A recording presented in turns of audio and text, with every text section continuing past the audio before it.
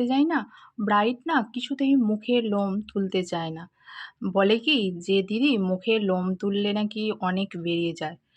আমাদেরকে কত বোঝাতে হয় যে মুখের লোম তুললে কখনো বেশি লোম বেরোয় না, বরং মেকআপটা আরও ভালো হয় এবং ফ্ললেস হয়।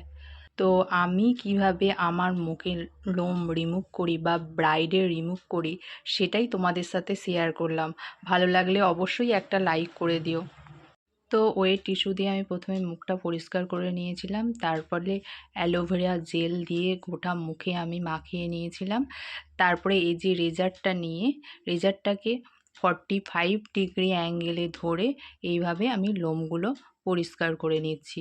তো কোনো অসুবিধাই হয় না, খুব ভালোভাবে পরিষ্কার হয়ে যায় এবং খুব ভিতর থেকে পরিষ্কার হয়ে যায় যখন আমি মেকআপ করি বা ব্রাইডের মেকআপ করি। তো এইভাবেই লোম পরিষ্কার করি। এতে কি হয়, মেকআপটা অনেক ফ্ললেস হয় এবং ভালো লাগে। মুখের যে তোমার চিন এরিয়া বা ঠোঁটের ওপর এরিয়ায় যে লোমগুলো থাকে সেগুলো যদি না তোলা হয় মেকআপ করার পর দেখতে খুবই বাজে লাগে, ব্ল্যাক ব্ল্যাক স্পট লাগে। তো সেই কারণে মুখের লোম পরিষ্কার করা অবশ্যই দরকার।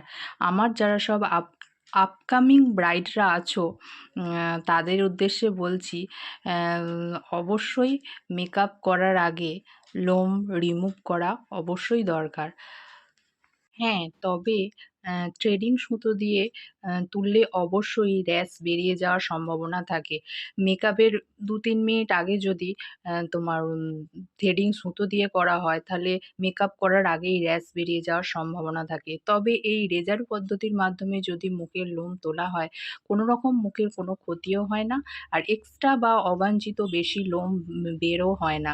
যেমন মুখের লোম সেরকমই বের হয়। আমার কাছে তো এমন ক্লায়েন্টও এসছে, সে নাকি এইচডি পার্টি মেকআপ করবে অথচ ঠোঁটের ওপরে লোম কিছুতেই তুলবে না। বলে কি না, তুললে বেশি বেরিয়ে যাবে।